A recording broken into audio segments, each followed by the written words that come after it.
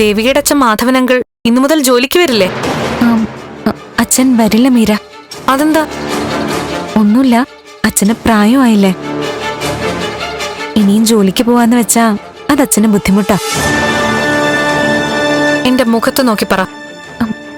എന്ത് പറയാൻ? അച്ഛന് പ്രായമായതുകൊണ്ടാണ് ജോലിക്ക് പോണ്ടാന്ന് പറഞ്ഞെന്ന്. ദേവിക വീട്ടിലെ നമ്പറിങ് തന്നെ. എന്തിനാ മീര? എന്താ ഏതാന്നൊക്കെ ഞാൻ പറയാം. ആദ്യം നമ്പർ താ. അച്ഛന് പ്രായമായതുകൊണ്ടല്ല ജോലിക്ക് വരാത്തേന്ന് എനിക്ക് മനസ്സിലായി. ഞാനും അരിയാഹാരം തന്നെയാണോ കഴിക്കുന്നത്? ഈ പറഞ്ഞതേ ദുരഭിമാനമാ, ദുരഭിമാനം. എവിടെ നമ്പർ എടുക്ക്. എടുക്ക് ദേവികേ, എടുക്കെടുക്ക് എടുക്ക്.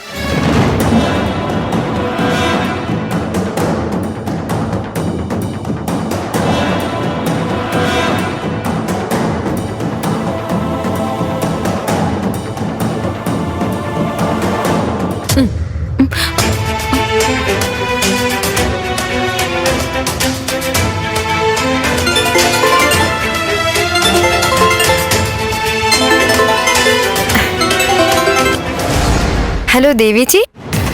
ദേവിയേച്ചി അല്ല മോളെ, ഇത് മീര ചേച്ചിയാ. എന്താ വേണ്ടത്? ആഹാ, ആള് ചൂടിലാണല്ലോ. ചൂടോ തണുപ്പോ എന്താച്ചാ കാര്യം പറ. എന്റെ പൊന്നു ശാരിമോളെ, നിന്റെ ചേച്ചിയില്ലേ ദേവിക, ഞാനും ദേവികയും ഇപ്പൊ കട്ട ഫ്രണ്ട്സാ. ദേവിക അടുത്ത് നിപ്പുണ്ട്. ദേവിക ഒരു ഹായ് പറഞ്ഞേ. ശരികെ, നീ ചൂടാവണ്ട. ചേച്ചി ശരി, ഇങ്ങോട്ട് കൂടുതലൊന്നും പറയണ്ട. നിങ്ങളുടെ അച്ഛൻ മാധവനങ്കിൾ ഇന്ന് ജോലിക്ക് വരുന്നു പറഞ്ഞിരുന്നു. ഇപ്പൊ ദേവിക പറയുന്നു ജോലിക്ക് വരില്ലാന്ന്. കാര്യമൊന്നും അറിയണ്ട, അച്ഛൻ ഇന്ന് ജോലിക്ക് വന്നിരിക്കണം.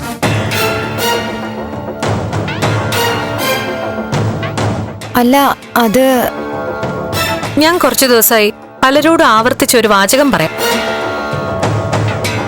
ഞാനിപ്പോ പഴയ മീരയല്ല, ന്യൂ മീരയാ. ഏത്? പുത്തൻ മീര. ചേച്ചിയെ തട്ടാൻ നിന്ന മീരയല്ല. ദേവിക ഒരു കവിളി തട്ടിയ മറ്റേ കവിള് കാണിച്ചു കൊടുക്കുന്ന മീര. സത്യം.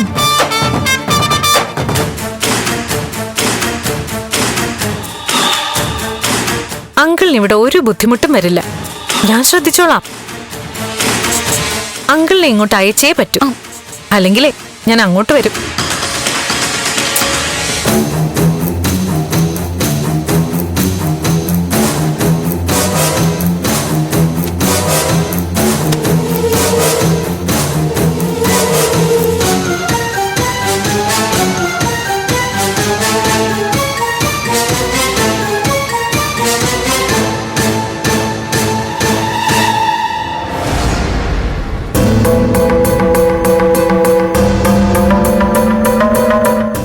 അതിനെന്തോ സംഭവിച്ചിട്ടുണ്ട്, അല്ലെങ്കിൽ എന്നെ പറ്റിക്കാൻ വേണ്ടി വെറുതെ വിളിച്ചു. എന്താ മോളെ? അച്ഛൻ ഇന്ന് തന്നെ ജോലിക്ക് ചെല്ലണമെന്നും പറഞ്ഞ് ആ മീരയെ വിളിച്ചേ. അല്ല, അവിടുത്തെ ജോലി വേണ്ടെന്ന് നമ്മൾ ഒരുമിച്ച് തീരുമാനിച്ചല്ലേ? അച്ഛന് താല്പര്യമില്ലാന്ന് പറഞ്ഞേക്കും മോളെ. അച്ഛനും നമുക്കൊന്നും താല്പര്യമില്ലാന്ന് പറഞ്ഞോണ്ടൊന്നും ഒരു രക്ഷയില്ല. അച്ഛൻ അങ്ങോട്ട് പോയില്ലെങ്കിലേ മീര ഇങ്ങോട്ട് വന്ന് ഇവിടെ നിൽക്കും. അച്ഛൻ ജോലിക്ക് പോവാന്ന് സമ്മതിക്കുന്നവരെ. ആ ലെവലിലെ അവരെ സംസാരം. ചേടാ, ഈ പെണ്ണിന് എന്ത് പറ്റി? മീര ഇപ്പൊ ന്യൂ മീര എന്നൊക്കെയാ പറയുന്നേ. പക്ഷെ അമ്മേ, എന്തോ ഒരു ആത്മാർത്ഥത ഉള്ളതുപോലെ തോന്നി ആ സംസാരത്തിന്. അങ്ങനെ ഒരു ആത്മാർത്ഥം എനിക്കും തോന്നിയതുകൊണ്ടാ ഞാനും അപ്പൊ സമ്മതിച്ചത്. പിന്നീട് ഇവിടെ വന്ന് എല്ലാരും കൂടി സംസാരിച്ചപ്പോ ഞാനങ്ങ് കേട്ടുന്നേ ഉള്ളൂ. ശത്രുവായിരുന്ന ഒരാള് ഇങ്ങനെ സ്നേഹത്തോടെയും അതിന്റെ അധികാരത്തോടെയും സംസാരിച്ചത് കേട്ടപ്പോ എനിക്ക് എതിർത്തു പറയാൻ തോന്നിയില്ല. അതെ, അതുകൊണ്ടാ ഞാനും സമ്മതിച്ചത്. എന്തായാലും നന്ദനെ ആഗ്രഹിച്ച് നടക്കുന്ന പെണ്ണാവള്.